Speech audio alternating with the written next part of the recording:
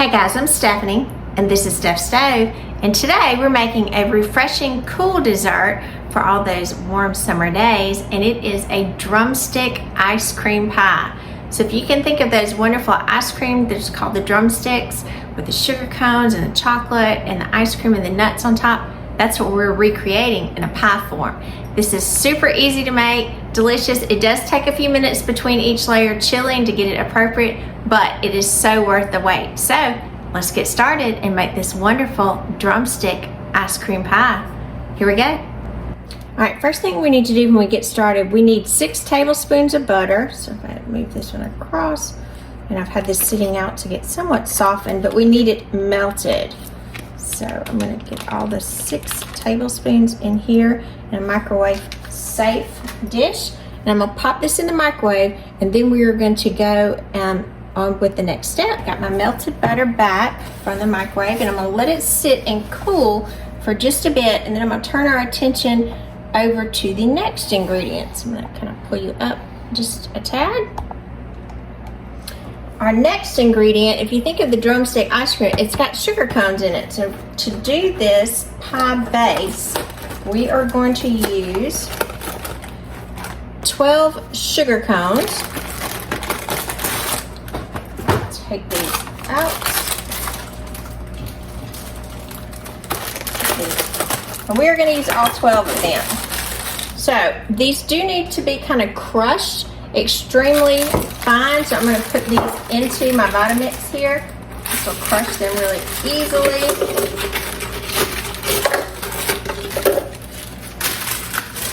It's the first 6. And if you're someone that you like ice cream pies, something simple or just a different twist on serving ice cream to your family during summertime, this is a great recipe. Like I said, it does take a few minutes in between because we need to layer the different sections, but it's just so rewarding and it's so pretty when it's finished. So pretty. All right, got those aside. Let's take these out, break these apart. Now, if you have a food processor that you can do this in, that's fine as well, but you need to crush these completely. So I'm in my Vitamix here. And I am going to, during the video, I'm going to kind of mute this because this is going to be extremely loud, but I'm going to pulse this until these are chopped very finely. All right, so that just took just a second to do in there. It's another beauty of this machine. It is very, very powerful, and I do like it. So I'm going to transfer it back over here to the side, to the stove area. Move you over. There we go. And I've got just a medium mixing bowl, so you can see these are very, very finely chopped, and that's exactly what we want. Be very careful around that blade because it is extremely sharp. All right, and so if you can see, if you're doing it in another method, you want them very, very finely crushed. So we're going to add our butter. Remember, this is our 6 tablespoons of melted butter. This is going to be super good. Never did I say it was fat-free, so you don't have to worry about that, but it is going to be really good. And we're just going to mix this together to incorporate it nicely. So you got that nice flavor from the sugar cones. Get that distinct flavor in there, just perfect. Remnant of ice cream. Want to be sure that all of the crumbs are coated.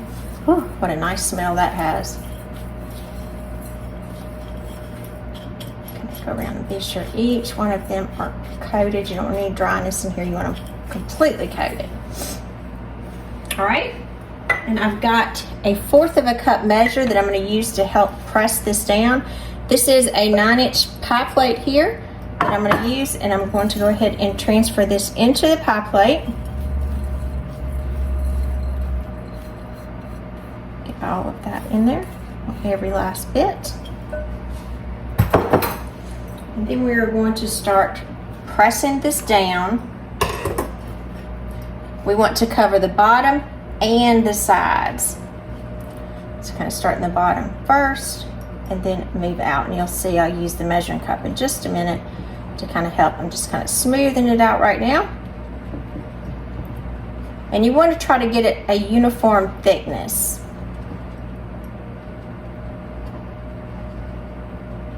All right, now I'm going to transfer to a measuring cup because I can really press and get a flat surface with that, and that's what I want. And it'll actually help to pack everything down as well. Get it a little more firm. You can use the edge of this to press around the corners too. Again, you want it as high as you can without going over.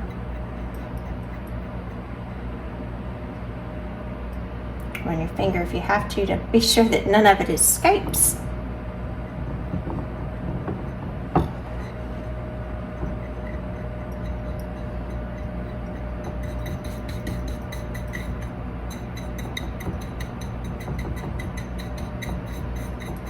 That little tap, tap, tap sound. You hear those little crumbs. I'll work on this up just a little bit to make sure it's even on this side as well. Kind of go to the bottom. Be sure they don't have any spots that are uneven.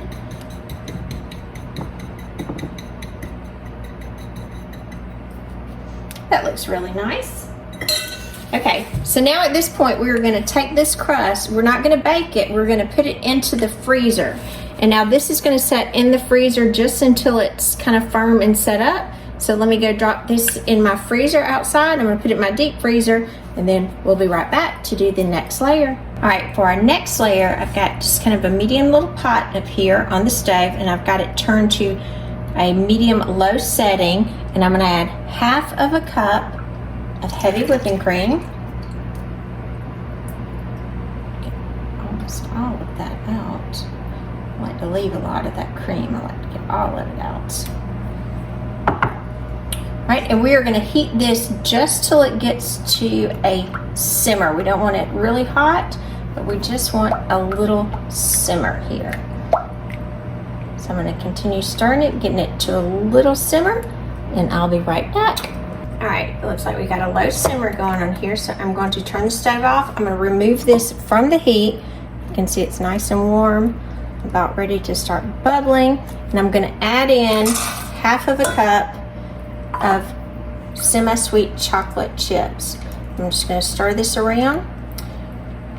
Make sure the chips are fully melted. Actually fully submerged right now, and then I'm going to let this sit for a couple of minutes. I'm going to continue to stir every minute or so because I do want the cream to melt the chocolate, and you can see it's already kind of turned into some pretty chocolate. So we're just going to let this continue to melt.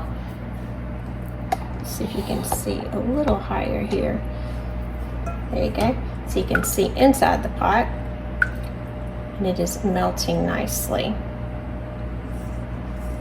Now you could have used this step in the microwave. I just choose to do it on the stovetop so I can kind of control it a little bit better.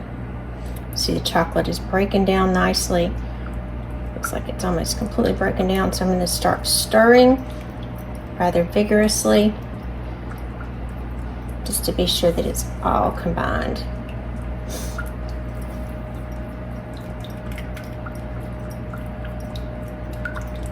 You could use a whisk to do this. I'm just using a spatula here. Make sure everything's off the sides.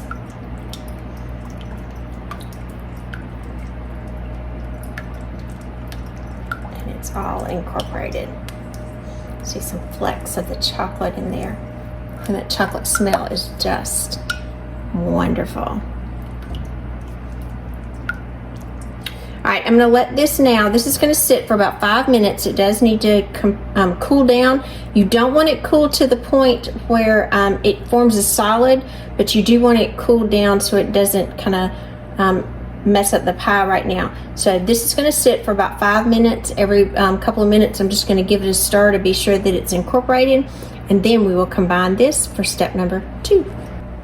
Alrighty, this has been cooling for about 5 minutes now, and you can see it's a beautiful mixture here. See that? And it's all nice and combined. You do want to give it a good stir And then we are going to take this mixture and pour over our crust. So make sure we get all of that out.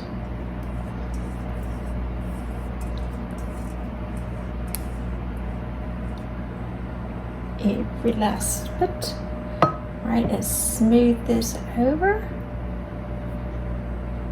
Now, this mixture is going to go back in the freezer, because I told you there's going to be some back and forth. This one is going to go back in the freezer for about 30 minutes. So let's go get this back outside in the freezer, and then we'll move on to the next step. All right, about 15 minutes after the chocolate has been setting in the freezer, remember it's going to set for 30 minutes, but about 15 minutes into it, you need to go ahead and get your ice cream out. Now we're using a traditional method here, so we're going to use vanilla ice cream, and this is, I'd say it's a half gallon. They're not anymore. It's a quart and a pint, and you're going to use about half of this container. So you can leave it sitting just like this for it to soften, or you can pour it out into another bowl if you'd like to kind of help it along. Let me get this out. And again, I like to use vanilla for this because it's a classic. If you're trying to go into this, you're going to need a heavy spoon to get it out, because obviously it's frozen. But I don't want the entirety of the ice cream to get soft. So I'm going to take out about half of it very carefully.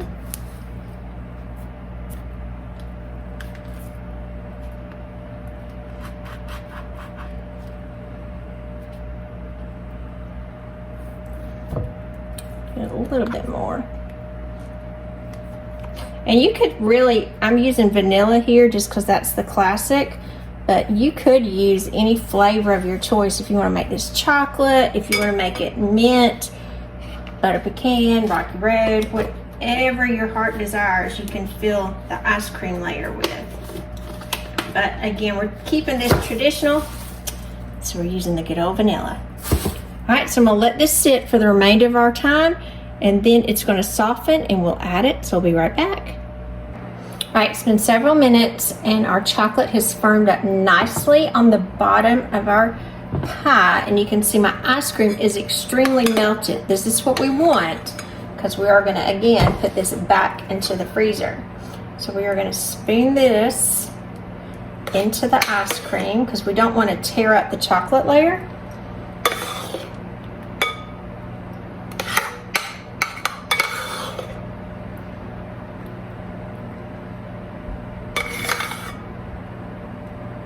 Again, this is about a pint. You don't want to use too much ice cream because you don't want it to go over the sides of the pie. I'm going to slightly dome it to the center.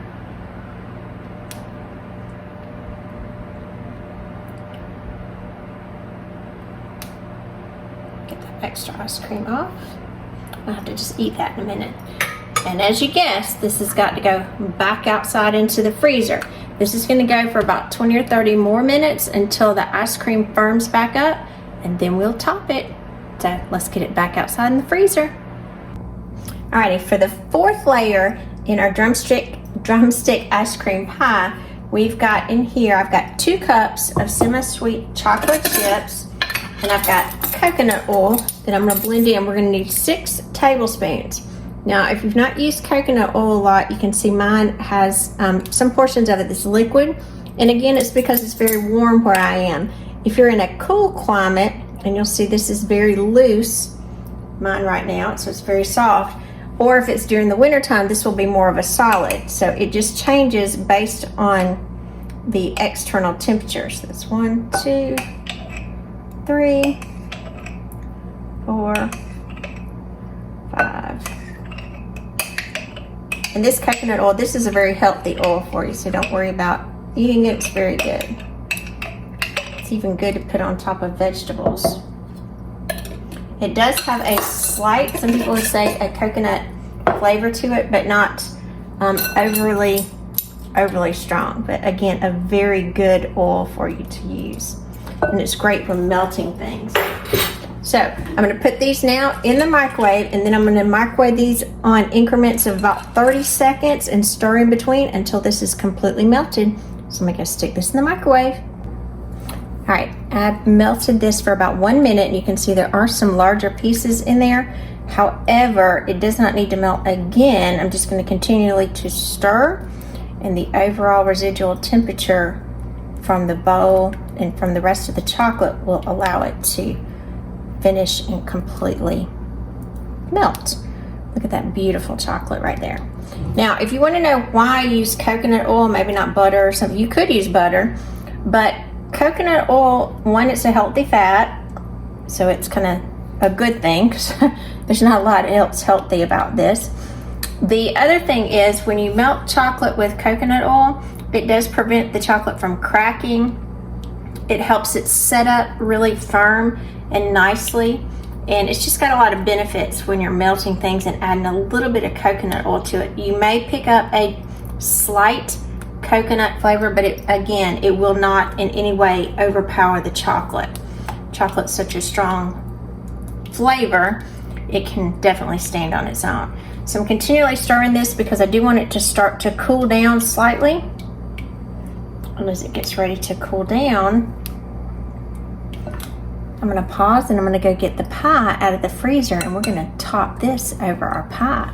So I'm going to let this cool for just a second, run out to the freezer, and I'll be right back. We just got our pie out of the freezer, and you can see how the condensation on it, because it's warmer here and obviously very cold there. So our ice cream has set up very nicely. So now we're going to take the chocolate, because we know this little drumstick ice creams are covered in chocolate. So push this over to all sides. Ooh, this chocolate smells so good.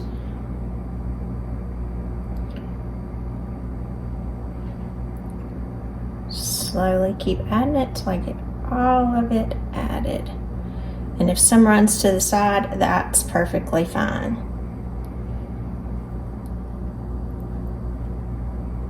Some over here.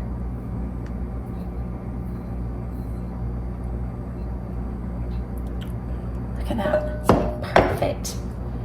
Perfect pie. Now, the next thing we're going to add to it, because we have some peanuts, because all of the little drumstick have peanuts at the top. I'm not going to break these up. I'm going to leave these in little half pieces, kind of reminiscent of a peanut butter parfait, kind of one of my DQ favorites.